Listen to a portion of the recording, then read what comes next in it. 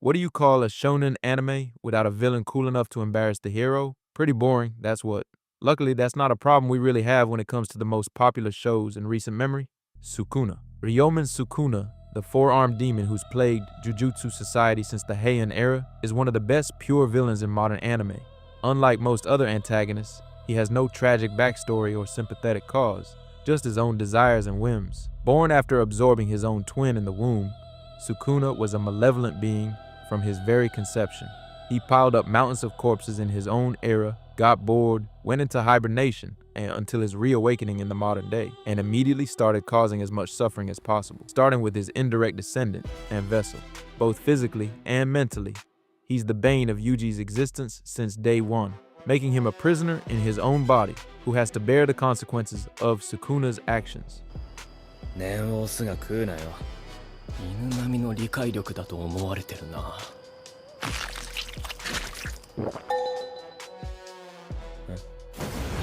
From taking Yuji's physical agency away to holding his life itself hostage.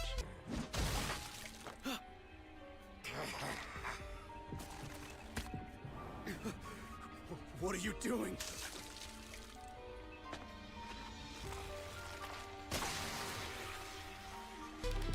To killing untold millions in the disaster that is the Shibuya incident.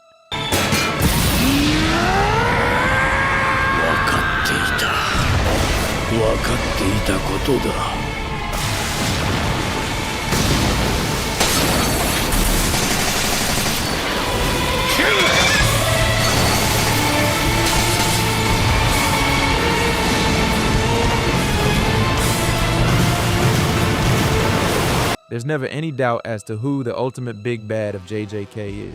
The anime isn't quite there yet, but to the very end of JJK, Sukuna never stops causing misery for the show's protagonist, purely because he can. The past never dies. You will reap everything you've sown!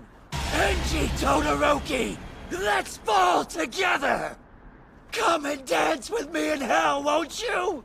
Well, speak up, Dad! Dabi, son of the second greatest hero of his time and wielder of the blue flame, Dabi's origin is one of the most tragic villain backstories in the past decade of anime. But let's not pretend his actions as a villain are anything but his own. After a childhood full of unreachable expectations and standards, desperate for Endeavor's approval and pride, yet never truly being seen, Dabi, as a character, was doomed to the dark path he went down from pretty early on, having burned alive in his attempts to impress his dad. He was scouted, kidnapped, and manipulated by All for One at first, but after that, it was all him.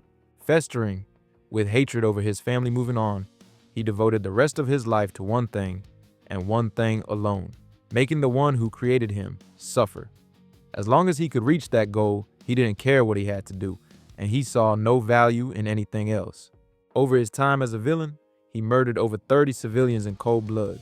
Also, he could make Endeavor look even worse when he revealed his true identity to the world.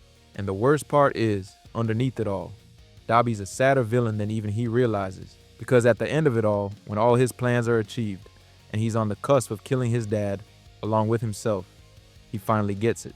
All this time, all these years, all that angst, for what? All he ever wanted was for his family to see him the way they do in that moment. And if he'd just gone back to them sooner, they would have.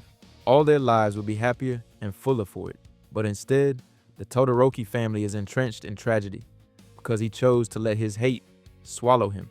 Maker of his own fate or not, Dabi is absolutely the most tragic villain in modern shonen. Continue their march until every trace of life beyond our shores is trampled flat, and the people of Paradis are all that remains of humanity. Eren Yeager, the liberator of paradise to his followers, the devil of all Earth to the rest of the world. Eren Yeager might just be the most divisive villain in the new gen of anime, simply because half the fans don't think he is the villain. I'd say committing genocide on 80% of humanity definitely makes him evil. But what do I know?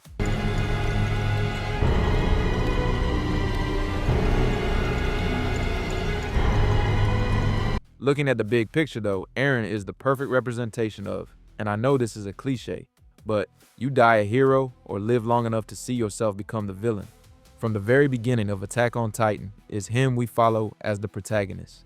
His highest highs, his lowest lows, they all feel so utterly relatable and sympathetic because we've watched this kid suffer and grow and refuse to give up on revenge and freedom throughout it all. But ultimately, the burden placed on him as the wielder of the founding titan is too much for him.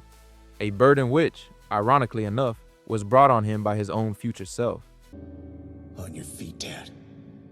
You're not done yet.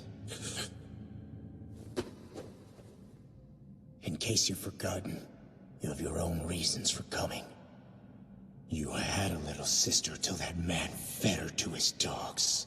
Think of your slaughtered comrades, of Kruger, of Dinah. Avenge them. We watch as this kid, beaten down by the world, suddenly gets his brain fried by knowledge of the past, present, and future all at once.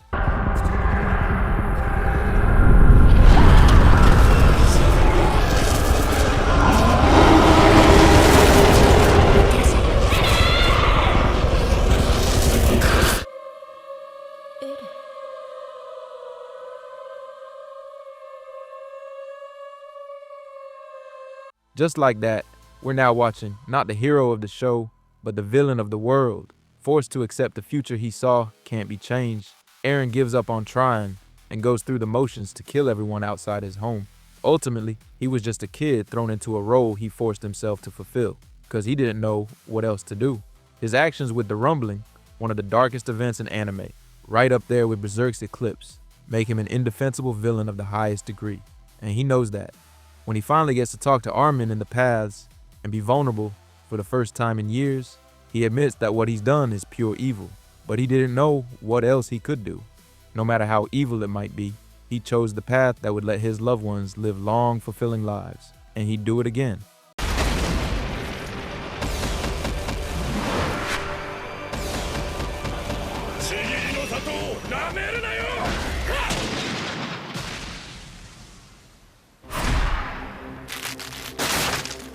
Obito Uchiha, student first to the Yellow Flash, later to the Ghost of the Uchiha, and finally the shadow leader of Shonen's most infamous villain group, the Akatsuki. Tobi, real name Obito Uchiha, is the architect behind most of Naruto's story. Granted, he himself is a puppet in the grand scheme of things, but almost every villain in Naruto has that problem by the end of the show. Obito, however, was the unknowing puppet who had the rest of the world dancing on his strings. From the very first day, it was him who set the Nine Tails loose on Konoha. He was the one who caused Naruto's parents to die. He was the one who massacred the Uchiha clan alongside Itachi. He was the one who set the Akatsuki on their villainous path after Nagato lost it. He was the one who brought the fourth great ninja war into being. He was the one who brought Madara Uchiha back.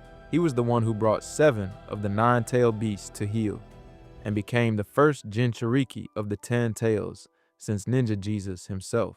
Without him, the Big Three's second best anime manga wouldn't be what it is today. For decades, he orchestrated the course of events for the entire ninja world, all so he could bring Madara's vision into reality and plug everyone alive into the chakra version of the Matrix. His kill count by the end of the show is too high to keep track of. His actions are unforgivable, and his pessimism is finally shattered by Naruto, the perfect mirror for all he could have been if he'd chosen a different road. And yeah, he technically sees the error of his ways and fights for redemption at the end. But if there's one thing he'll always be remembered for, it's how convincing his Madara impression was.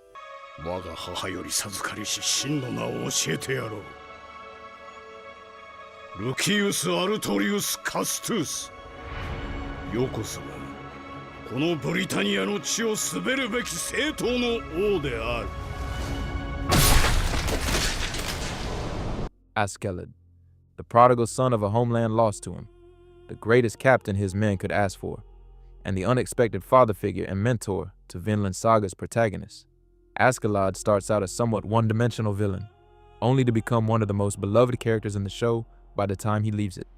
Make no mistake, he's still an awful person in the big picture, but there's a complexity to his character that unravels the longer you watch. Though he took out Thors for money, he respected and honored the warrior in allowing his son to fight for survival. And when Thorfinn proved he was capable, Askeladd, in his own way, helped the boy grow.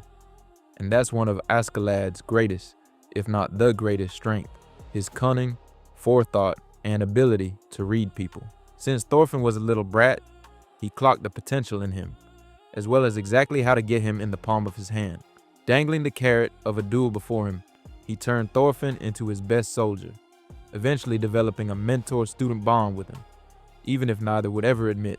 Those smarts of his catapult Askeladd from any other raider to someone whose presence dominates every scene he's in, to the point that most will tell you he was the main character for most of Season 1. So, what are your thoughts on this list? Honestly, anime pumps out some of the best antagonists out there, so it was hard to narrow the list down to just 5.